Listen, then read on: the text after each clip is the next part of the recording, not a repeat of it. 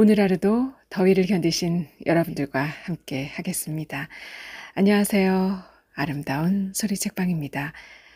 오늘은 2008년 무등일보 신춘문예 당선작인 이희정 작가의 비정상 궤도를 읽어보겠습니다. 함께 이야기 속으로 들어가 보시죠. 비정상 궤도, 이희정. 예전에 우리 집에서는 이상한 개 한 마리를 길렀다. 이름도 생긴 것도 하는 짓도 모두 이상한 개였다. 나는 그 개가 무척 싫었다. 내가 여고 3학년으로 막 진학했을 때 봄이었다.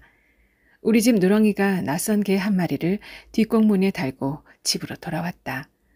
누렁이가 2습 반이었으니 아마도 짝지을 때가 되었던 모양인데 집에서는 따로 신경 쓰는 사람이 없었다. 애견이는 아버지께서는 그 무렵 일로 한창 바쁘셨고 어머니는 원체 개에 서름서름 하셨으며 짝짓기를 챙기기에 내 동생 둘은 너무 어렸다. 그래서 그 봄 누렁이는 혼자만의 애욕을 노타로의 숯 안듯 안고 제 집에서 몸을 뒤틀 따름이었다. 그러던 어느 날 누렁이는 우죽우죽 골목길을 나서더니 어디서 굶어 죽다 살아난 것 같은 개 한 마리를 데리고 들어와 붙어 살기 시작한 것이다. 하긴 원래 왕성한 수컷이 흘레붙고 싶은 발사심을 누가 말리겠는가. 허나 조신하게 기다리면 오죽이나 알아서 자기 어울리는 짝을 지어줄까. 그새를 못 참고 대푼짜리도 안 되는 암캐를 제 짝으로 들였으니 아버지께서 새로 들어온 견공 며느라기에 몹시 실망하신 것은 물론 그 개는 들어오자마자 우리 가족의 애물단지가 되었다. 우리가 물루를 그렇게 하시하게 된 원인은 1차적으로 그 개의 생김에 있었다. 도대체 종을 짐작할 수 없는 외모, 그 개는 말 그대로 똥개였다. 처음 집에 들어왔을 때에는 뒤따르며 항정에 새카만 덮개가 더덕더덕 앉아 넝마가 따로 없었다. 뜨끈한 눈에 안 그래도 긴 주둥이와 거기에 쪽 오그라든 두 볼때기를 보면 귀엽기는커녕 혐오감마저 느껴졌다. 길에서 먹다 버린 생선 한 토막도 못 주워 먹었는지 백가죽은 갈비에 차지게 들러붙고 털은 윤기가 없이 부석거리는 데다 그마저 얼마 없었다. 처음에 누렁이 뒤를 쫓아오던 그 물건을 보고 할머니께서는 비루 먹은 게 아닌가 하셨다니 그만하면 알쩌다. 어쨌든 집에 똥개가 들어오든 아버지의 숨겨둔 애첩이 들어오든 사실 나는 그에 대해 신경 쓸 겨를이 없었다. 고3이었기 때문이다. 0점. 19 봄의 어느 잔인한 밤 나는 1학기 중간고사의 문학시험 서술형 답안을 생각하고 있었다. 중간고사가 끝난 지 일주일쯤 흐른 때였고 그날 우리 반은 문학시험의 주관식 채점을 확인했었다. 당시 문학선생은 우리에게 일종의 공공의 적이라고 할 수 있었는데 이유는 고3인 우리를 유난히 귀찮게 했기 때문이었다. 그리고 내가 판단한 바에 의하면 그 선생은 어디가 좀 덜 자란 사람이었다. 외모부터가 그랬다. 선생은 귀 밑으로 바투 자른 단발머리를 하고 다녔다. 흑단처럼 검고 윤기 나는 생머리였다. 그런 머리는 26쯤의 초짜 선생이라도 어울릴까 말까인데 선생은 그 해의 어머니와 동갑인 46이었다. 일찍 결혼해서 애를 낳았으면 우리만한 자식이 있을 나이인데 결혼도 아니했다. 노처녀 중 상노처녀였다. 노처녀라서 히스테리를 부리거나 풀기 없이 축 늘어지면 동정이라도 살 수 있겠지만 그런 쪽도 아니었다. 그분은 문학소녀였다. 그래서 고3인 우리도 문학적으로 가르치려 드는 것이었다. 이 얼마나 경솔한 짓인가. 중간고사 서술형 문제에는 정체봉인지 뭔지 확실히 수능시험, 아니 하다못해 수능 모의고사와도 일면식이 없는 작가의 동화를 20점짜리 서술형 문제 지문으로 냈다. 그 동화에 나타난 사랑의 의미를 서술하라나? 이 얼마나 경이 없는 짓인가? 문학과 사랑이 도대체 뭐에 상관이 있다고. 문학이란 모름지기 대학 수능시험 언어 영역에서 약 30에서 40%의 출제 비중을 차지하는 영역으로서 8종 교과서에 실린 작품들을 요약 정리해 주는 것이 그 여자의 역할이며 고3 문학 시간이란 언어 영역 문제풀이를 하는 것이 그 존재 이유이다. 그런데 그 여자는 꾸역꾸역 문학 교과서를 가르치고 있었다. 그것도 정석으로. 더 어이가 없는 것은 그 여자는 서술형 문제를 미리 가르쳐 주지도 않았다는 것이다. 서울 시내 인문계 고등학교 중에서 이런 곳이 어느 학교가 있을까? 도대체 학생들 내신 관리를 해줄 생각이 없는 사람이다. 정채봉이라니, 당신은 누구십니까? 동아라니, 최소 지난 10년간 한 번도 수능에 출제된 적 없는 장르였다. 정말이지, 이 얼마나 대책 없는 짓인가. 사랑이라니. 그날 확인한 내 서술형 답안은 0점으로 채점되어 있었다. 기본 점수도 없었다. 0점이 나 혼자만도 아니었다. 서술형 답안지를 확인하고 자리로 들어오는 아이들의 얼굴이 가을날 아등그러진 낙엽처럼 구겨졌다. 들리는 풍문으로는 학생들의 절반 이상이 0점 처리됐다고 했다. 우리는 이 메가톤급 행자에 적잖이 당황했으나 그 사달이 서막에 불과하다는 것조차 그때는 알지 못했었다. 아침 밥상을 차리던 어머니께서 결연한 표정으로 나에게 물었다. 엄마가 학교에 전화 좀 해볼까? 전화라면 다른 엄마들이 이미 할 만큼 했어요. 꿈쩍 안 해요. 아유, 뭐 그렇게 유별난 선생이 다 있다니. 정말 이해가 안 간다. 이번 중간고사 성적도 수시 모집대 들어가나? 그렇죠.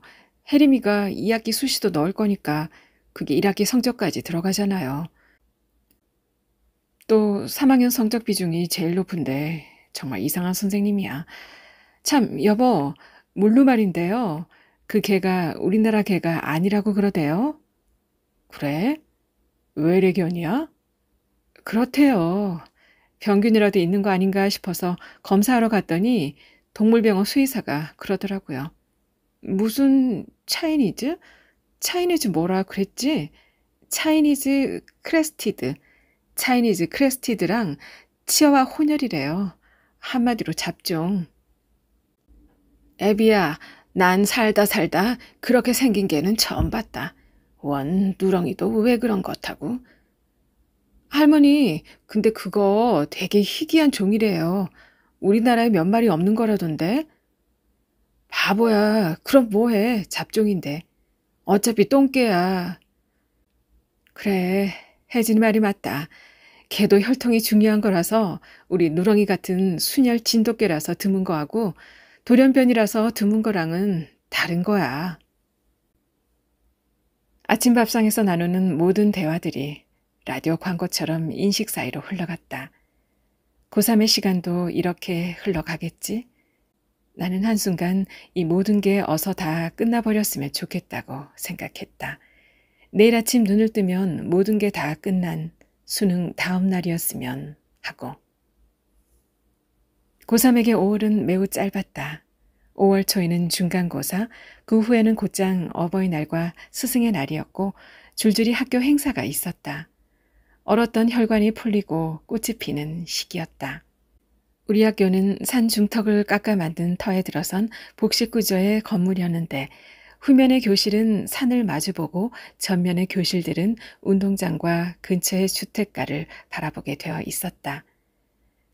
3학년 교실은 건물 후면 쪽이라 우리는 눈만 돌리면 푸른 나무와 붉은 꽃들을 지천으로 볼 수 있었다. 라일락과 아카시 나무의 들큼한 향내가 교실까지 진동했다. 곳곳에서 비명처럼 터지는 꽃봉오리들을 보면서 수험생으로서의 삼엄한 긴장을 붙들고 있기란 청량리 성인극장 간판을 쳐다보지 않는 일만큼이나 어려웠다. 5월에는 몇 가지 수행평가도 있었는데 간단한 숙제를 해오거나 핵심 정리 노트를 만드는 것 따위였다. 고3인 우리에게 수행평가는 그저 눈 가리고 아웅이기 마련이어서 대부분의 선생님들은 우리를 수행평가 대상에서 제외하거나 종종 수업 시간에 조는 아이들의 점수를 깎는 것으로 수행평가 점수를 매겨 대신하기도 했다. 어느 지루한 5교시 수업 시간, 원과 직선 사이의 거리 계산식으로 어지러운 흙판 뒤로 짐승 울음소리가 들려왔다. 수십 마리의 암캐가 흥분해서 내지르는 소리였다. 우리는 움찔 잠에서 깼다. 강마르고 얼굴이 까만 수학선생이 문 옆에 앉은 아이에게 운 좀 닫아라 하고 슬쩍 신경질을 비쳤다. 호참 유난도 라고 주워 섬기는 모습에 우리는 그저 난데없이 소리를 질러대는 옆반 아이들을 힐난하나 보다 했었다.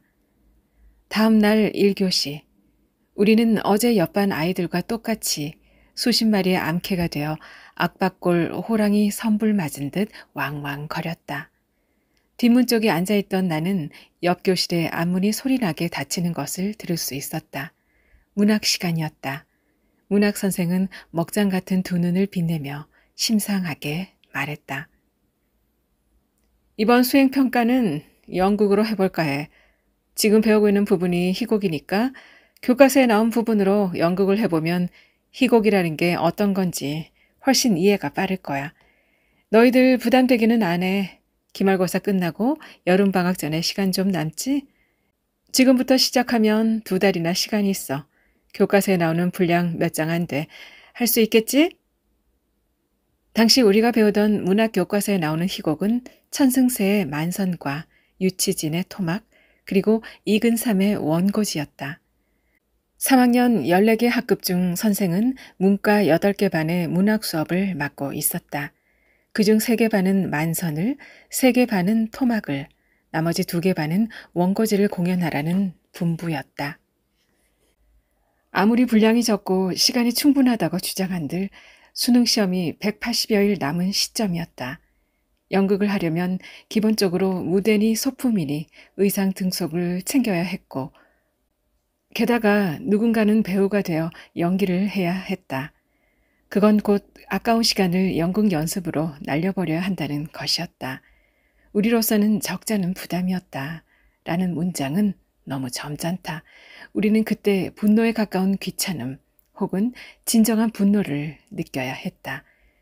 수능이 200일도 남지 않았는데 이게 무슨 정신 나간 짓거리인가. 사람이 나이를 먹으면 아니 때때로는 나이가 먹기 전이라도 세상을 살아가는 법을 배워야 한다. 화수를 건너는 법을 배워야 한다는 말이다. 귤화위지. 탱자가 화수를 지나면 귤이 된다고 했던가. 화수를 지나는데 가장 안전한 전략은 물가에 서서 가만 보고 있다가 사람들이 제일 많이 가는 쪽으로 따라가는 것이다.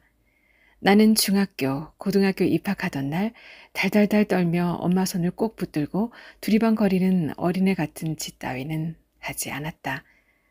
엄마와 할머니는 3살, 6살 터울의 동생들 중학교, 초등학교 입학식에 양보하고 나는 일단 학교 가는 버스에 올랐다. 버스에는 같은 교복을 입은 아이들이 뒤챘다. 그네들이 우르르 내리는 데서 따라 내린 후 아이들이 가는 곳으로 어딘지도 모른 채 따라가다 보면 학교는 나오기 마련이었다.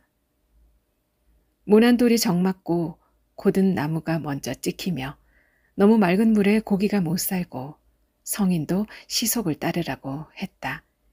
옛말 그런 거 하나 없다. 이런 말들이 지천인 것은 그럴 만하니까 그런 것이다. 옛말뿐인가 요즘은 대세라는 말이 대세다. 대세를 따르라는 말이다. 대승적으로 살자는 말이다. 그런데 그 선생은 그걸 몰랐다.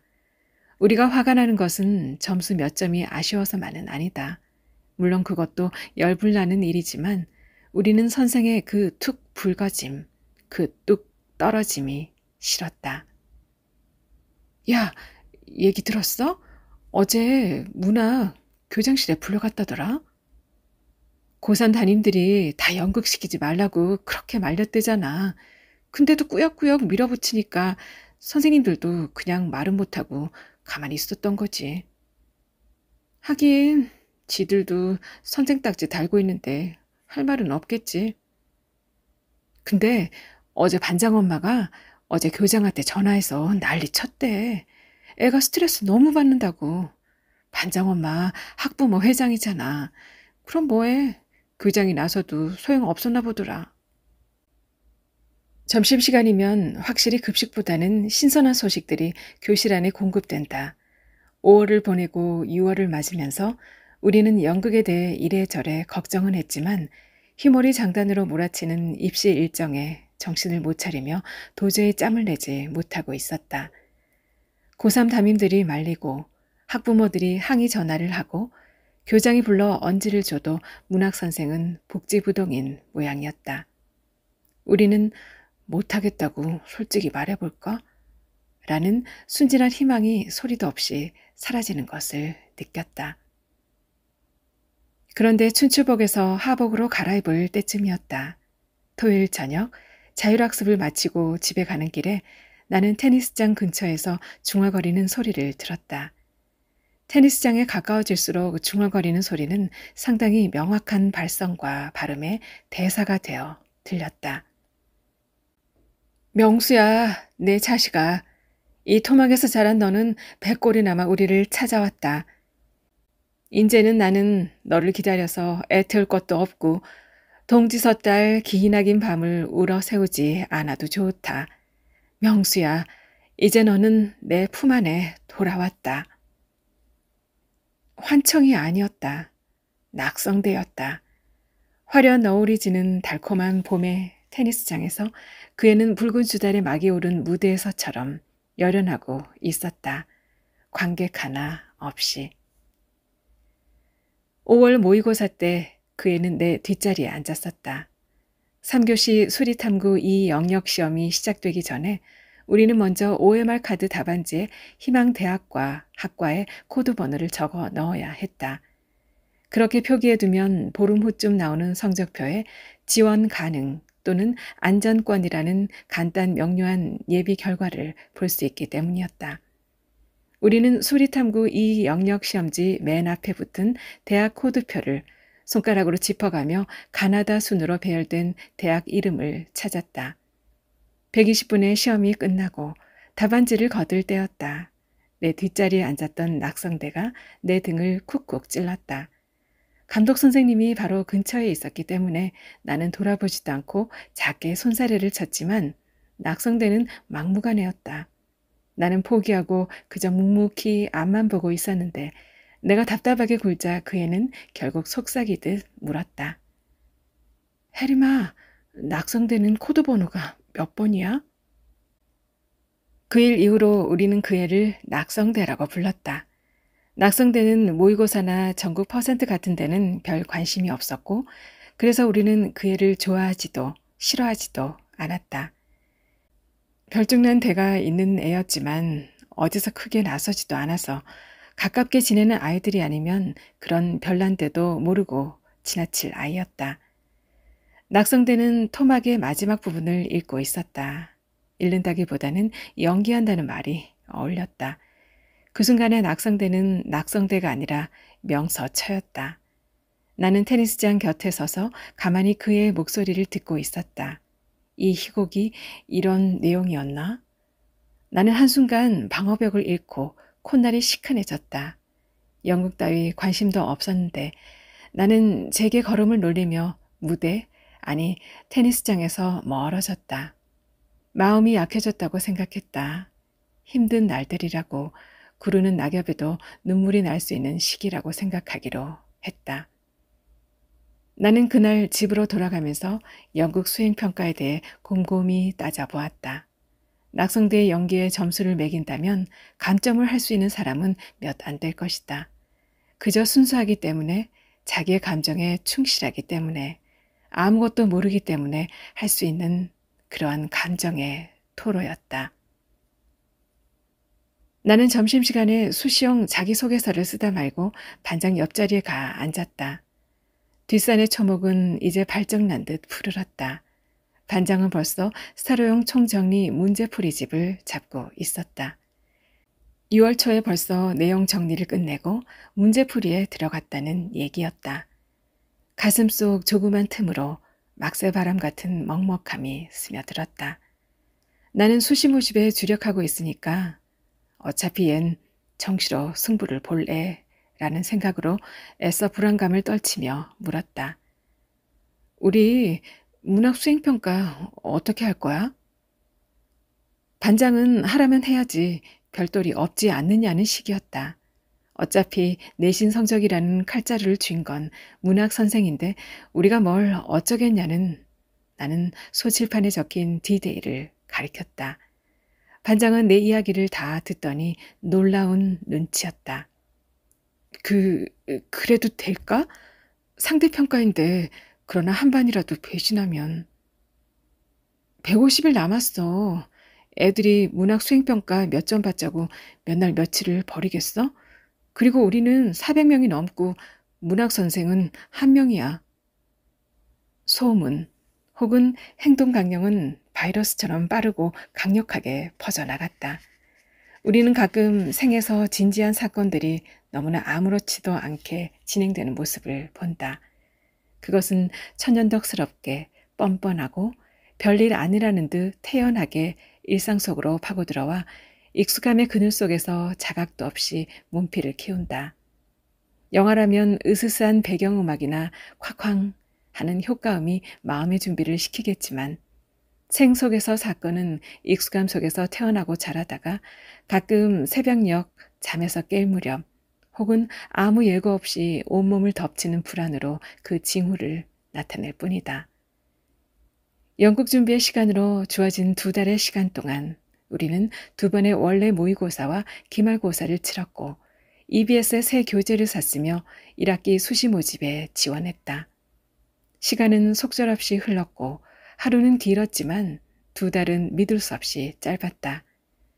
우리는 연극을 해야 한다는 사실보다 벌써 여름이라는 것이 그리고 이제 D-Day가 120여일 밖에 남지 않았다는 사실이 두려웠다. 하지만 우리의 마지막 희망인 여름방학은 크고 길게만 느껴졌다. 여름방학만 오면 그 긴 방학 동안 우리는 우리가 해야 할 공부들을 다 마칠 수 있을 것 같았고 그래야만 한다고 스스로를 다잡았다. 무엇보다 여름방학이면 문학선생을 볼 일이 없으니 그래서 이 연극에 혹은 죄의 굴레에서 벗어날 수 있으니 우리는 그저 어서 빨리 여름방학이 오기만을 기다렸다.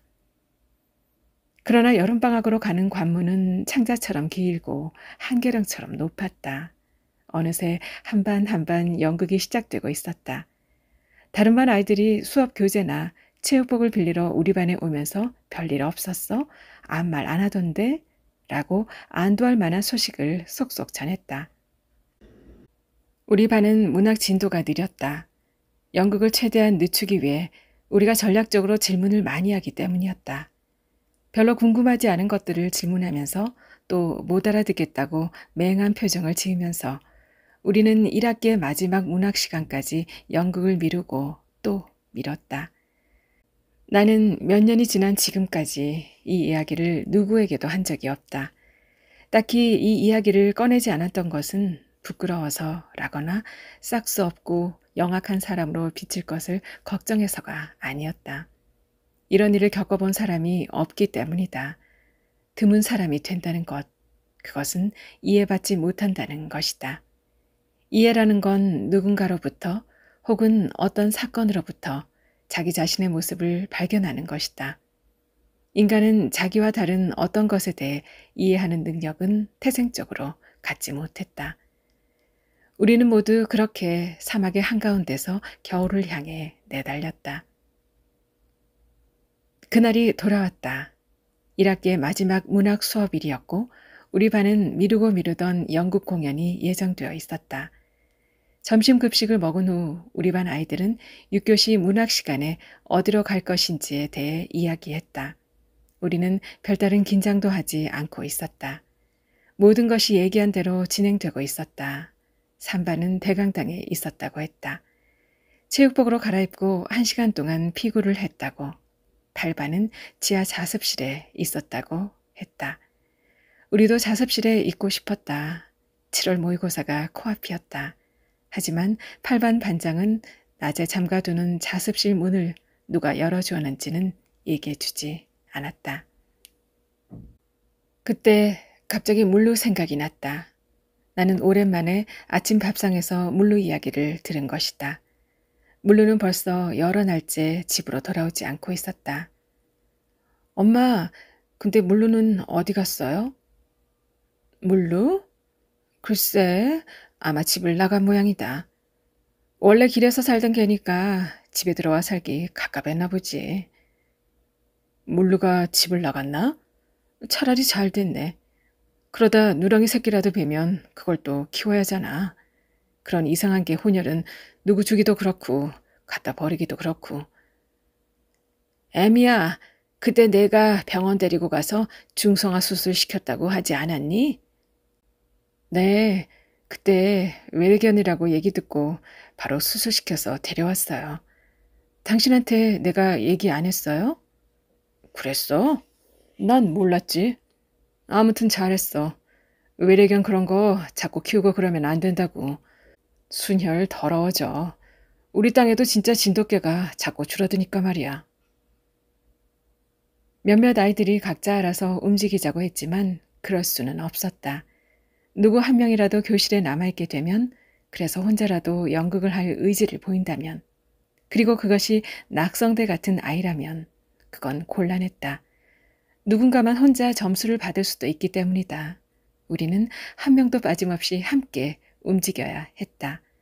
상대평가이기 때문이다. 우리에게 중요한 것은 이 어처구니 없는 연극 수행평가를 무효화시키는 것이었다.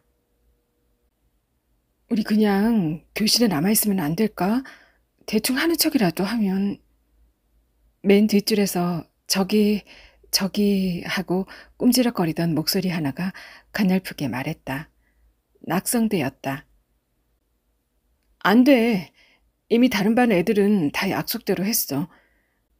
벌써 한 달 전에 얘기 다 끝났잖아.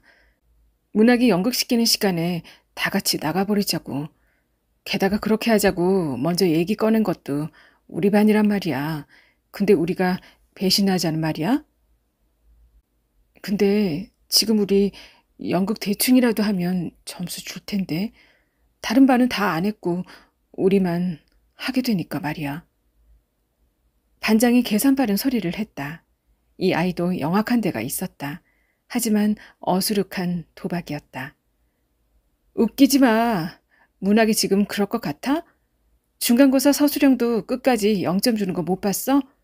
그 여자가 우리한테 점수 준다는 보장이 있어? 원래 내신 성적 같은데 완전 관심 없는 여자야. 우리 지금 그냥 있으면 문학이 그동안 다른 반에서 화난 거 다 우리한테 풀걸? 한마디로 우리 혼자 독박 쓰는 거라고. 그리고 전체가 다 움직이는데 우리 반 이렇게 돌출 행동해봐. 다른 반 애들한테 그 욕을 다 어떻게 먹으라고. 그냥 이럴 땐 대세를 따라야 된다고 봐. 내가 소화된 후로 아이들은 말이 별로 없었다. 우리는 7교시인 문학 수업을 남겨두고 6교시를 마친 후 모두 집으로 가기로 했다. 여름방학이 얼마 남지 않은 시점이었고 우리는 지쳐 있었다. 수능과 내신과 논술의 트라이앵글만으로도 벅찼다. 게다가 문학선생이라는 비정상과 보이지 않는 암투를 계속해야 했으므로 우리는 내색은 않지만 모두들 신경이 날카로워진 상태였다. 이야기를 전해들은 담임이 그날 종례 시간에 어떻게 나올지도 두려웠다.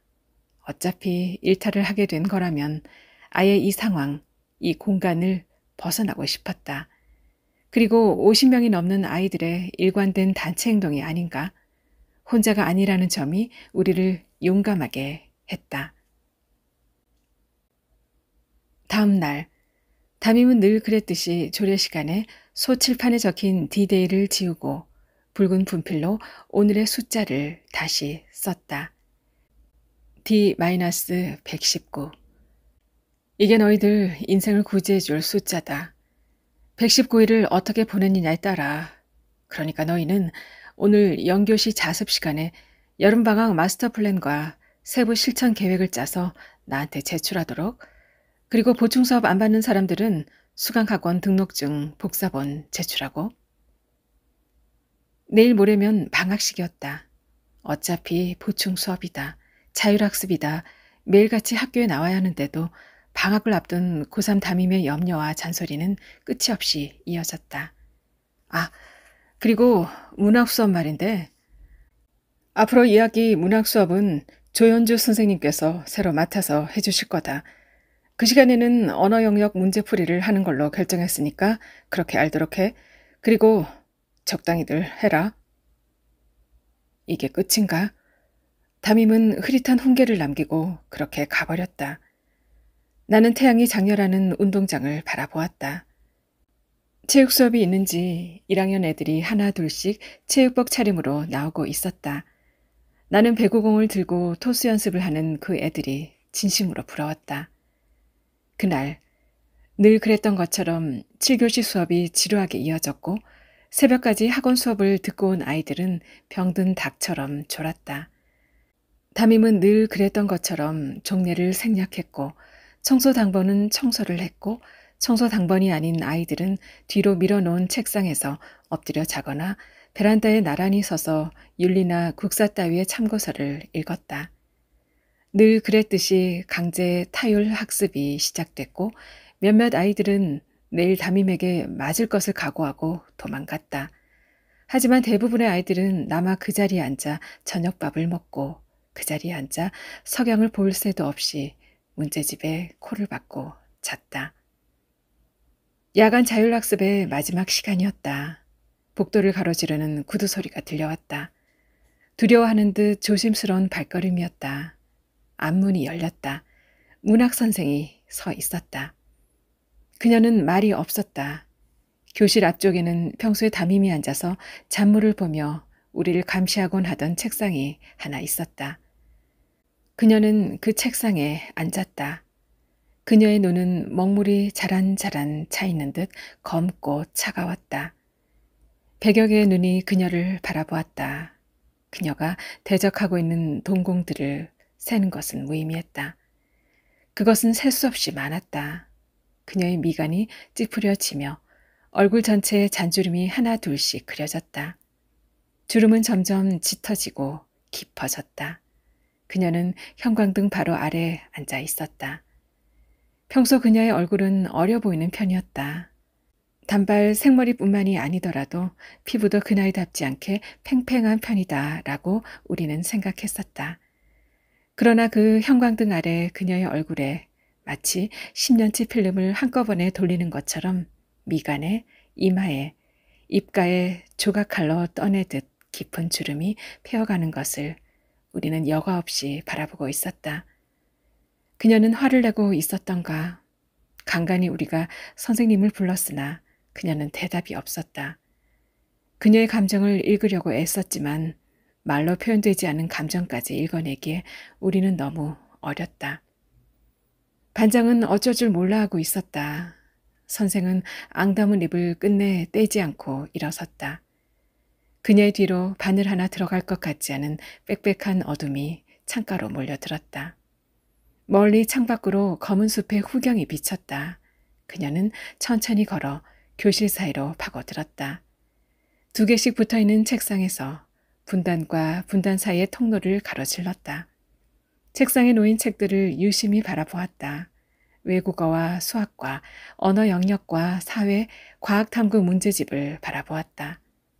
네 분단 사이사이의 새 통로를 천천히 움직이던 선생님은 끝끝내 입을 열지 않고 뒷문으로 쓸쓸히 사라졌다.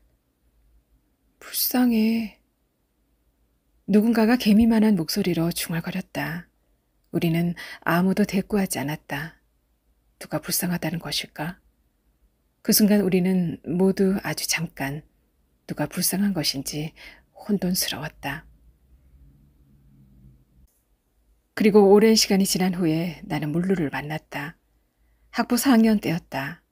학교에서 집까지의 거리는 어지럽게 멀었다. 강의를 마치면 버스가 서울 시내를 동서로 한번 가로질러야 집으로 돌아올 수 있었다. 고3 때는 대학이 곧 안착이라고 생각했다. 그러나 대학에서의 생활은 여전히 바빴고 피곤했다. 대학에는 더 커다랗고 견고한 울타리를 누구보다 강렬하게 원하는 사람들이 모여 있었고 그 욕망의 강렬함과 안정적인 삶으로 들어가는 좁은 문을 깨달을 때마다 나의 피로는 가중되었다. 어느 오후 집으로 가는 골목으로 꺾어 들었을 때 나는 트럭 뒤에서 서성이는 늙은 물루를 보았다. 나는 그날 무척 지치고 피곤했고 갑자기 나타난 물루 때문에 조금 놀랐으므로 나는 그 앞에 맥없이 쭈그려 앉아 물루의 눈을 바라보았다. 개의 눈은 크고 검다. 동그란 두 동공은 감정을 감추지 못한다. 물루는 우리를 원망했던가? 그렇다면 우리는 일말의 승리감을 느낄 수 있었을지도 모르겠다. 나는 물루의 눈빛에서 뜻밖의 정조를 읽었다. 그것은 동정이었다. 우리를 향한 동정. 어떻게 그럴 수 있었을까? 나는 물루의 검은 두 눈에서 느껴지는 또렷한 동정의 기색에 입초리가 비틀어졌다. 그 배때 벗은 눈빛에 코웃음을 치면서도 그것을 한눈에 외면할 수는 없었다. 그 개의 눈빛은 미늘 끝에 줄을 단 낚싯대처럼 마음 밑바닥까지 빠르게 침투해 무언가를 걸어 올렸다. 물루는 오랫동안 나를 지그시 바라보다가 몸을 돌려 골목을 빠져나갔다. 왜였을까? 나는 물루가 사라지는 뒷모습에서 쉬 눈을 떼지 못했다. 아직도 나는 종종 물루와 마주친다. 이희정 작가의 비정상 궤도 함께 들어보셨습니다. 이어서 작가의 당선 소감 함께 할게요. 새해 아침, 당신은 몽롱한 정신과 다부진 각오로 눈을 떠 숙취로 쓰린 속에도 모닝커피를 마시며 지성이다운 습관으로 신문을 펼쳐들었을 것이다. 그런 당신이 나의 소설을 읽었으면 좋겠다. 그리고 세상은, 아니 그녀는 여전히 거짓말투성이군 이라고 비웃으며 담담하게 이 비열한 생애를 견뎌낼 수 있기를 바란다. 나는 거짓말을 잘하는 여자다. 나는 불순한 의도로 소설을 썼다. 모든 사람들이 내 소설의 첫 문장을 읽는 순간 덫에 걸리고 내 소설의 모든 마지막 마침표는 끝을 의미하지 못해서 도돌이표처럼 맨 처음으로 다시 돌아가 한 번 더 읽게 만들고, 그래서 늘 폐쇄적이라고 욕을 먹는 굴지의 포털 사이트처럼 당신을 포획했으면 좋겠다는 아주 불순한 의도로 글을 썼고 지금 이 순간도 그러하며, 그래서 혹시 지금 끝이 안 날 것 같은 이 복잡하고 뒤틀린 문장을 읽으며 이 여자는 과연 불문과 출신이니 프루스트를 좋아하는 것이 아닐까 생각한다면, 미안하지만 나는 프루스트의 작품을 읽은 적이 없고 다만 지금 당신의 손을 놓고 싶지 않을 것뿐이다. 새해다. 나는 늘 지금과는 다른 인간이 되고 싶었다. 정직하고 통장에는 늘 예금 잔고가 얼마쯤 남아있고 수업 시간과 약속 시간은 하늘이 무너지지 않는 한 꼬박꼬박 지키는 그런 인간이 되고 싶었다. 하지만 나는 그러지를 못해서 그 죄의식과 열등감이 나를 쓰도록 하고 안 쓰면 못 견디도록 하고 밥을 먹고 버스를 타는 현실이 아니라 미래를 그리고 환상을 추종하도록 만들었다. 혹시 이 여자가 술이 덜 깨서 이 수상한 수상소감을 쓴 것이 아닌가 생각한다면 미안하지만 나는 맨정신이고 속상하게도 늘 이 모양이다. 부도수표를 날린 적이 너무 많아 미래에 대한 섣부른 약속을 하지는 못하겠다. 여기는 공개 석상이니까 그저 지켜봐 달라는 말을 남기고 싶다. 당선 소식을 듣고 나서야 내 글이 얼마나 부족하고 부족한지 깨달았다. 내 소설을 세상에 밝혀주신 이미란 선생님께 너무나 감사드리고 어지러운 글을 끝까지 읽어주신 모든 분들께 고맙다. 네, 저는 또 다음 시간에 찾아뵙겠습니다. 또 기다려 주실 거죠? 여기는 아름다운 소리책방이었습니다. 다음에 또 만나요.